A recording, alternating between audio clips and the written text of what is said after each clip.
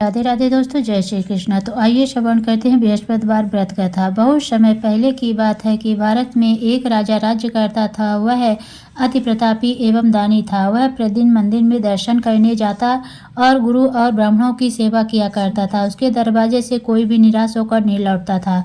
यह प्रत्येक गुरुवार व्रत रखता और पूजन करता था। हर एक दिन गरीबों की सहायता करता था, परंतु ये सब बातें उसकी रानी को अच्छी नहीं लगती।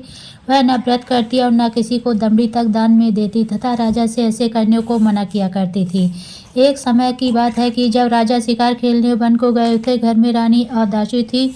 उस समय गुरु बृहस्पति देव एक साधु का रूप धारण कर राजा के दरवाजे पर भिक्षा मांगने गए तथा भिक्षा मांगी तो रानी कहने लगी, हे साधु महाराज, मैं इस दान पुण्य से तंग आ गई हूँ। मेरे से तो घर का ही कार्य समाप्त नहीं होता। इस कार्य के लिए मेरे पति देव भी बहुत हैं। अब आप इस प्रकार की कृपा करें कि यह सब धन नष्ट हो जाए तथा मैं आराम से रह सकूं। साधु बोले, हे देवी, तुम तो बड़ी विचित्र हो। संतान और धन से तो कोई नहीं दुखी होता, इसको तो सभी चाहते हैं। पापी भी पुत्र धन की इच्छा करता है। अगर आपके पास अधिक धन है तो भूखे मनुष्यों को भोजन कराओ, पाव लगवाओ, ब्राह्मणों को दान दो और धर्मशाला बनवाओ, कुआं, तालाब, बावड़ी, बाग, बगीचे आदि के निर्माण करवाओ। निर्धन मनुष्यों की कुंवारी कन्याओं का विवाह कराओ। अनेकों अज्ञात धर्म करो, जिससे तुम्हारे कुल का यश बढ़े तथा स्वर्ग की प्राप्ति होगी। मगर इन बातों से खुश न हुआ। वह बोली, हे साधु महाराज, मुझे ऐसे धन की आवश्यकता नहीं जिसको मनुष्यों को दान दूं तथा उसके रखने में मेरा सारा समय बर्बाद हो जावे। साधु ने रानी को समझाने का बहुत प्रयत्न किया, परंतु रानी अपनी बात पर अड़िग रह गई। तब साधु ने कहा, हे देवी, तुम्हारी ऐसी इच्छा है तो ऐसा ही करना। मैं तुम्हें बताता हूँ, वैसा ही करना। बृहस्पतिवार के दिन घर गोबर से लीपना, अपने केसों को धोना और केस को धोते समय स्नान करना, भोजन में मांस मदिरा खाना, कपड़ा धोबी के हाथ धुलने डालना। इस प्रकार तो 7 बृहस्पतिवार करने से तुम्हारा सब धन नष्ट हो जाएगा। ऐसा कहकर साधु रूपी बृहस्पति देव अंतर्ध्यान हो गए। रानी ने साधु के कहे अनुसार ही 7 ही बृहस्पतिवार बीते थे कि उसका समस्त धन नष्ट हो गया और भोजन के लिए दोनों समय तरसने लगे, सांसारिक भोगों से दुखी रहने लगे। तब राजा रानी से कहने लगा, हे रानी, देखो, वैसे हमको तो यहाँ सभी मनुष्य जानते हैं, इसीलिए कोई कार्य भी नहीं कर सकता। देश चोरी परदेश भीख बराबर है।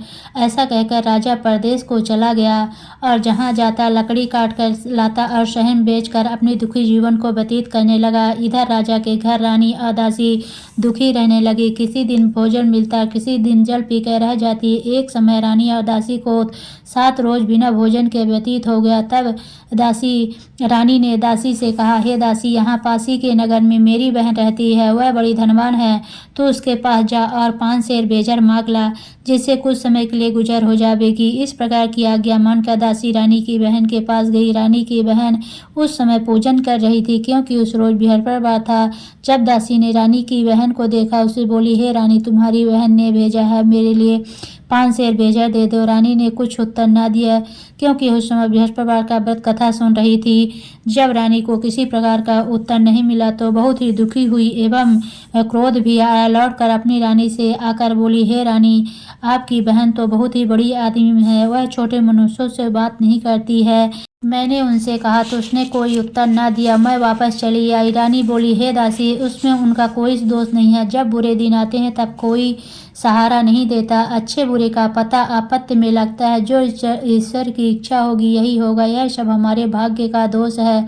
इधर उस नारी ने देखा कि मेरी बहन की दासी आई, परंतु मैं उससे नहीं बोली। यह सोच कथा को सुन और विष्णु भगवान का पूजन समाप्त कर अपनी बहन के घर को चल दी। जब अपनी बहन के घर पहुंची तो बहन बोली, हे बहन, तुम्हारी दासी गई, परंतु जब तक कथा होती है तब तक न उठते हैं न बोलते हैं, इसीलिए मैं न बोली। कहो दासी क्यों गई थी? रानी बोली, बहन, हमारे अजान नहीं था। वैसे तुमसे कोई बात छिपी नहीं है, इस कारण दासी को तुम्हारे पास 5 सेर भेजा लेने के लिए भेजी थी। तब दासी ने कहा, देखो रानी, देखो बहन, शायद तुम्हारे घर में नाज रखा हो। इस प्रकार का वचन सुना तो घर के अंदर गई और वहाँ एक घड़ा भेजर का भरा मिल गया। उसे बड़ा आश्चर्य हुआ, क्योंकि उसके अनुसार घर का एक एक बर्तन अन्न के खाली था। उसने बाहर आकर रानी को सारा वृत्तांत सुनाया। दासी अपनी रानी से कहने लगी, हे रानी, देखो, वैसे हम भी आपको जब अन्न नहीं मिलता तो हम व्रत करते हैं। अगर उनसे व्रत की विधि और कथा पूछ ली जावे तो उसे हम भी किया करें।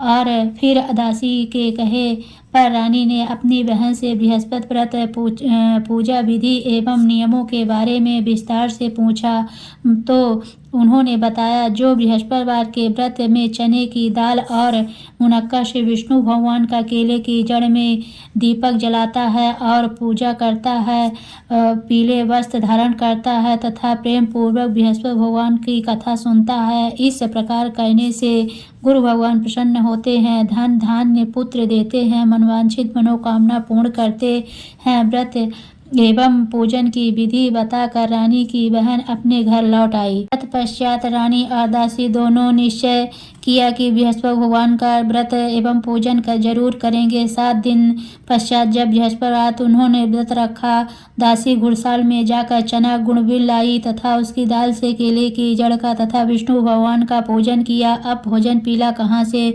आए, यह सोचकर दोनों बड़ी दुखी हुई, परंतु उन्होंने व्रत किया था इसलिए गुरु भगवान प्रसन्न थे। 2 थालों में सुंदर पीला भोजन लेकर आए, दासी को देकर बोले, हे रानी, हे दासी, यह तुम्हारे और रानी के लिए भोजन है, तुम दोनों भोजन करना। दासी भोजन पाकर बड़ी प्रसन्न हुई, रानी से बोली, चलो रानी जी भोजन करो। रानी को इस विषय में कुछ पता नहीं था, इसीलिए वह दासी से बोली, तू ही भोजन कर, क्योंकि तू हमारे व्यर्थ में हंसी उड़ाती है। दासी बोली, हे रानी, एक व्यक्ति भोजन दे गया है। रानी बोली, वह भोजन तेरे लिए ही दे गया है, इसीलिए तू ही भोजन कर। दासी ने कहा, हे रानी, वह व्यक्ति हम दोनों के लिए 2 थालों में भोजन दे गया है, अतः हम और आप दोनों ही साथ साथ भोजन करेंगी। दोनों ने गुरु भगवान को धन्यवाद एवं नमस्कार कर भोजन प्रारंभ किया।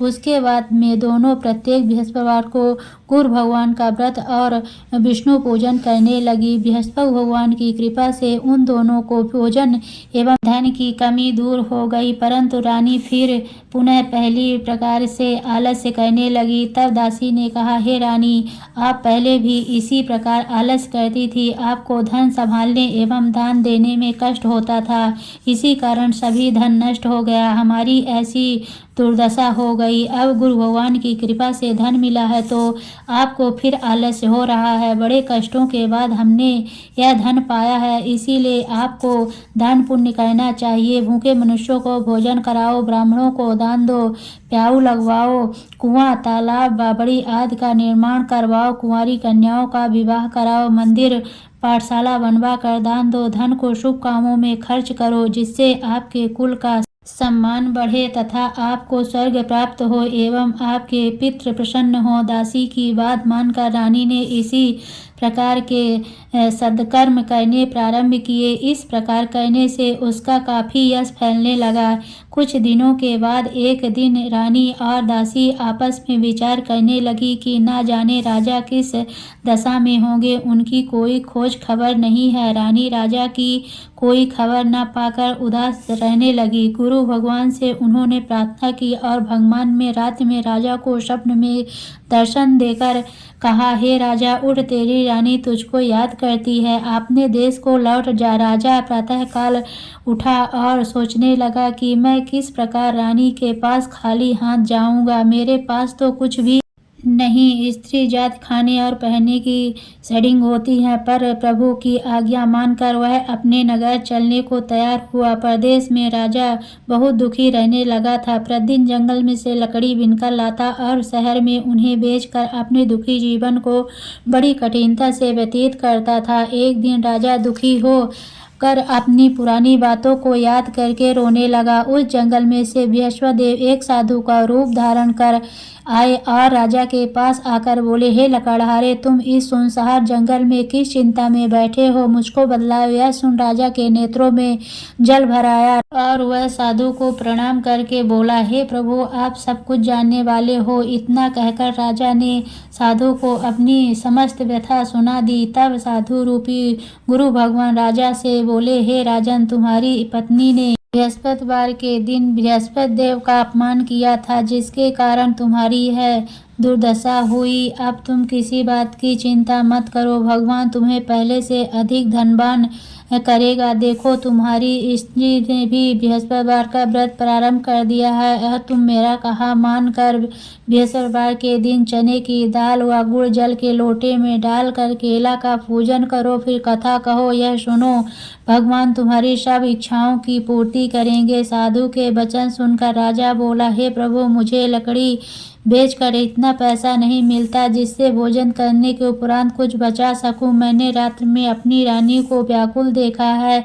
मेरे पास कुछ भी नहीं जिससे उसकी खबर तो मंगा सकूं, और मैं कौन सी कहानी कहूं, यह मुझको कुछ भी मालूम नहीं है। साधु ने कहा, हे राजन, तुम किसी बात की चिंता मत करो। बृहस्पतिवार के दिन तुम रोजाना की तरह लकड़ियां लेकर शहर को जाओ। तुमको रोज से दुगना धन प्राप्त होगा जिससे तुम भली भांति भोजन कर लोगे और बृहस्पतिवार की पूजा का सामान भी आ जाएगा। बृहस्पतिवार की कहानी निम्न प्रकार से है। प्राचीन काल में एक ब्राह्मण रहता था, बहुत ही निर्धन था। उसके कोई संतान न थी। उसकी स्त्री बड़ी मलिनता के साथ रहती, स्नान न करती, किसी देवता का पूजन न करती, सर्वप्रथम भोजन करती, बाद में अन्य कार्य करती थी। इससे ब्राह्मण दुखी थे। बेचारे बहुत कुछ कहते किंतु उसका कोई परिणाम न निकला।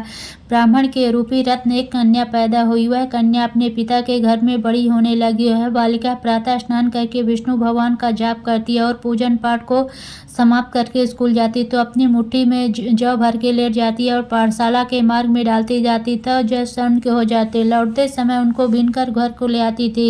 एक दिन वह बालिका सूप में उन सोने के जौं को फटक कर साफ कर रही थी। तभी उसकी माँ ने उसे देख लिया और कहा, हे बेटी, सोने के जौं को फटकने के लिए सोने का सूप होना चाहिए। दूसरे दिन गुरुवार था। उस कन्या ने बृहस्पति देव का व्रत रखा और बृहस्पति जी से प्रार्थना करके कहा कि हे प्रभु, यदि मैंने आपकी सच्चे मन से श्रद्धा पूर्वक आपका पूजन एवं व्रत किया हो तो कृपया मुझे सोने का सूप दे दें। बृहस्पति देव ने उनकी प्रार्थना स्वीकार कर ली। नित्य की भांति वह कन्या जौ फैलाती हुई पाठशाला चली गई। पाठशाला से लौटकर जब वह जौ बीन रही थी तो बृहस्पति भगवान की कृपा से उसे सोने का सूप मिला। वह अपने घर ले आई और उससे जौ साफ करने लगी, परंतु उसकी माँ का वह ढंग रहा। एक दिन वह कन्या सोने के सूप में जौ साफ कर रही थी। उस समय अचानक उस नगर का राजकुमार वहां से होकर निकला। इस कन्या के रूप और कार्य को देखकर मोहित हो गया तथा अपने घर आकर भोजन तथा जल त्याग कर उदास हो लेट गया। जब राजा को इस विषय में पता लगा तो अपने प्रधानमंत्रियों के पास उसके पास गए। बोले, हे बेटा, तुम्हें किस बात का कष्ट है? राजकुमार ने कहा, मुझे आपकी कृपा से किसी बात का दुख नहीं, किसी ने मेरा अपमान नहीं किया है, परंतु मैं उस लड़की के साथ विवाह करना चाहता हूँ जो सोने के सूप में जौ साफ कर रही थी। यह सुन राजा आश्चर्य पड़ गया। बोला, हे बेटा, इस तरह की कन्या का पता तुम ही लगाओ, मैं उसके साथ तेरा विवाह अवश्य करवा दूंगा। राजकुमार ने उस लड़की के घर का पता बतलाया। तब मंत्री उस लड़की के घर गए, ब्राह्मण देवता से सभी हाल बतलाया। तब ब्राह्मण देवता राजकुमार के साथ अपनी कन्या का विवाह करने के लिए तैयार हो गया तथा विधि विधान के अनुसार ब्राह्मण की कन्या का विवाह राजकुमार के साथ हो गया। कन्या के घर से जाते ही पहले की भांति उस ब्राह्मण देवता के घर में गरीबी का निवास हो गया। अब भोजन के लिए भी अन्न बड़ी मुश्किल से मिलता था। एक दिन दुखी होकर ब्राह्मण देवता अपनी बेटी के पास गए। बेटी ने दुखी अवस्था को देखा, अपनी माँ का हाल पूछा। तब ब्राह्मण ने सभी हाल कह दिया तो कन्या ने बहुत सा धन देकर अपने पिता को विदा कर दिया। कुछ दिन सुखपूर्वक व्यतीत हुआ। कुछ दिन बाद फिर वही हाल हो गया। ब्राह्मण फिर अपनी कन्या के यहाँ गया, सभी हाल कहा तो लड़की बोली, हे पिताजी, आप माताजी को यहाँ लिवा लाओ जिससे मैं विधि बता दूंगी, जिससे गरीबी दूर हो जाए। तब ब्राह्मण देवता अपनी स्त्री को साथ लेकर पहुंचे तो अपनी पुत्री माँ को अपने माँ को समझाने लगी, हे माँ, प्रातः काल उठकर प्रथम स्नान आदि करके विष्णु भगवान का जाप करो तो सब दरिद्रता दूर हो जाएगी। परंतु उसकी माँ ने एक भी बात नहीं मानी। पुत्री के बच्चों के जूठन को प्रातःकाल उठते ही खाने लगी। तब उसकी पुत्री को बहुत गुस्सा आया। एक रात कोठरी से सभी सामान निकाल दिया, उसमें बंद कर दिया। प्रातःकाल उसे निकाला, स्नान आदि करा के पाठ करवाया तो उसकी माँ की बुद्धि ठीक हो गई और फिर प्रत्येक बृहस्पतिवार को गुरु भगवान का व्रत और विष्णु पूजन करने लगी। इस व्रत के प्रभाव से उसकी माँ भी बहुत ही धनवान तथा पुत्रवती हो गई और बृहस्पति देव की कृपा से वृद्धावस्था में मृत्यु को प्राप्त कर स्वर्ग को प्राप्त हुई। वह ब्राह्मण भी सुख भोग कर स्वर्ग को प्राप्त हुआ। इस प्रकार कहानी कहकर साधु देवता वहां से अंतर ध्यान हो गए। धीरे धीरे 6 दिन का समय बीत गया तथा बृहस्पतिवार का दिन आ गया। लकड़हारा रूपी राजा जंगल में से लकड़ी काट कर किसी शहर में बेचने गया। आज उसे उस दिन और दिन से अधिक पैसा मिला। राजा ने चना गुड़ आदि लाकर भगवान विष्णु का पूजन किया तथा बृहस्पति भगवान का व्रत किया। उस दिन से उसके सभी कष्ट दूर हो गए, परंतु अगले बृहस्पतिवार को वह व्रत करना भूल गया। उसी कारण बृहस्पति भगवान उसे कष्ट देने लगे। उस दिन उस नगर के राजा ने विशाल यज्ञ का आयोजन किया तथा शहर में यह घोषणा करा दी कि कोई भी मनुष्य अपने यहाँ भोजन न बनावे। समस्त पब्लिक मेरे यहाँ भोजन करने आवे। इस आज्ञा को जो न मानेगा उसके लिए फांसी की सजा दी जाएगी। राजा की आज्ञा अनुसार शहर के सब लोग भोजन करने गए, लेकिन लकड़हार कुछ देर से पहुंचा, इसीलिए राजा उसको साथ घर पर लिबाग ले गए। ले जाकर भोजन करा रहे कि रानी की दृष्टि उस खूंटी पर पड़ी जो उसका हार लटका हुआ था। वह वहां पर दिखाई ना दिया। रानी ने निश्चय की कि मेरा हार इसी मनुष्य ने चुरा लिया है। उसी समय पुलिस को बुलाकर उसके जेल खाने में डलवा दिया। जब राजा जेल खाने में पड़ गया, बहुत ही दुखी होकर विचार करने लगा, ना जाने कौन से कर्म के जन्म से मेरे लिए यह दुख प्राप्त हुआ। उसी समय बृहस्पति देव प्रकट हो गए। उसकी दशा को देखकर कहने लगे, अरे मूर्ख, तूने बृहस्पति देव की कथा नहीं करी, इसलिए तेरे लिए दुख प्राप्त हुआ।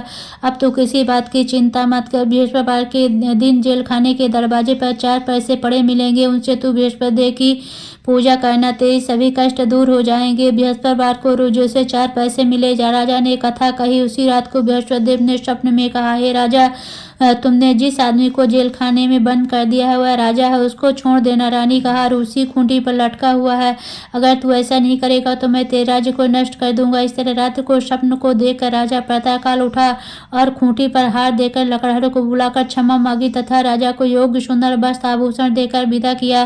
राजा अपने नगर को चल दिया। राजा जब नगर के निकट पहुंचा तो उसे बड़ा ही आश्चर्य हुआ। नगर में पहले से अधिक बाग, तालाब तथा बहुत से धर्मशालाएं, मंदिर आदि बन गए। राजा ने पूछा कि यह सब किसका है? तब नगर के सब लोग कहने लगे, रानी और बादी के हैं। तब तो राजा को आश्चर्य हुआ, गुस्सा भी आया। जब रानी ने खबर सुनी कि राजा आ रहे हैं तो उसने बादी से कहा, देख राजा, हमको कितनी बुरी हालत में छोड़ गए थे, वह हमारी ऐसी हालत देखकर लौट न जाए, इसीलिए तू दरवाजे पर खड़ी होना। आज्ञा अनुसार दासी दरवाजे पर खड़ी हो गई। राजा आए तो उन्हें अपने साथ लिबा लाई। तब राजा ने क्रोध करके तलवार निकाली और पूछने लगे कि यह बतलाओ कि यह तुम्हें धन कैसे प्राप्त हुआ है? तब उन्होंने कहा कि हमें सब धन बृहस्पति देव के व्रत के प्रभाव से प्राप्त हुआ था। राजा ने निश्चय किया कि 7 रोज बाद तो सभी बृहस्पति देव का पूजन करते हैं, परंतु मैं रोजाना दिन में 3 बार कहानी कहा करूंगा तथा रोज किया करूंगा। हर समय राजा के दुपट्टे में चने की दाल बंधी रहती तथा दिन में 3 बार कहानी कहता। एक रोज राजा ने विचार किया कि चलो अपनी बहन के यहाँ हो आवे। राजा ने घोड़े पर सवार हो अपनी बहन के यहाँ को चलने लगा। मार्ग में देखा कि कुछ आदमी एक मुर्दे को लिए जा रहे हैं।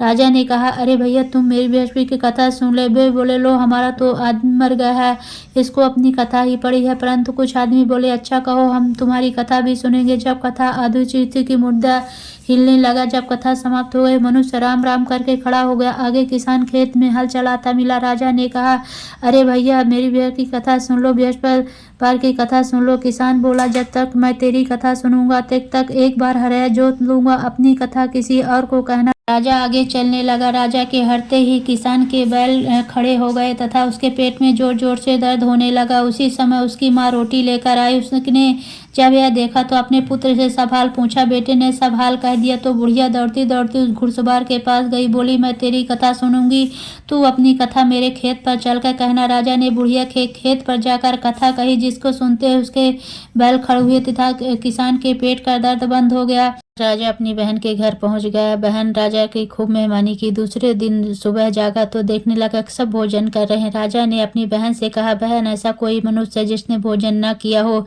मेरी बृहस्पतिवार की कथा सुन ले। बहन बोली, हे भैया, यह देश ऐसा है, पहले लोग यहाँ भोजन करते हैं, बाद में अन्य कार्य करते हैं। अगर कोई पड़ोस में हो तो देखा हूँ, ऐसा करके देखने चली गई, परंतु ऐसा उसे कोई व्यक्ति नहीं मिला जिसने भोजन न किया है। अतः वो कुम्हार के घर गई, जिसका लड़का बीमार था।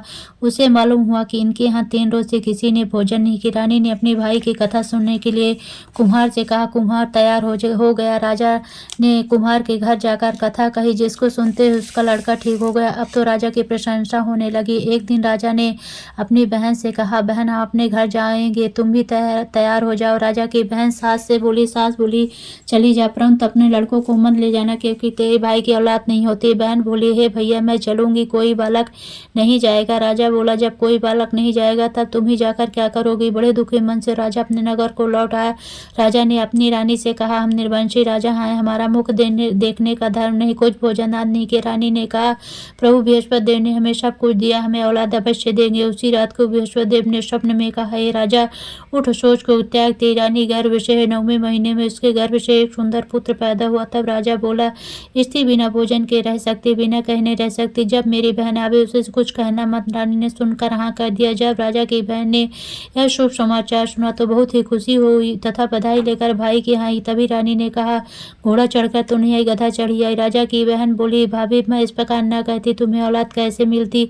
बृहस्पति देव ऐसे हैं जैसे जिसके मन की कामनाएं सभी को पूर्ण करते हैं, मनोवांछित फल देते हैं। जो सदपूर्वक बृहस्पतिवार का व्रत करता है एवं कथा पढ़ता है अथवा सुनता है और दूसरों को सुनाता है, बृहस्पति देव उसकी सभी मनोकामनाएं पूर्ण करते हैं। बृहस्पति देव उनकी सदैव रक्षा करते हैं। जो श्रद्धा एवं संपूर्ण आदर भाव से बृहस्पति देव का पूजन एवं सच्चे दिल से व्रत करते हैं उनकी सभी मनोकामनाएं पूर्ण होती हैं। सच्चे मन एवं हृदय से रानी और राजा ने बृहस्पति देव की कथा का गुणगान किया तो उनकी सभी इच्छाएं बृहस्पति देव ने पूरी की। इसी सबको कथा कहने अथवा सुनने के बाद बृहस्पति भगवान का प्रसाद ग्रहण करना चाहिए तथा सच्चे मन एवं भावना से भगवान बृहस्पति का ध्यान करते हुए सदा उनकी जय जयकार करनी चाहिए। तो बोलिए विष्णु भगवान की जय, बोलो बृहस्पति देव की जय।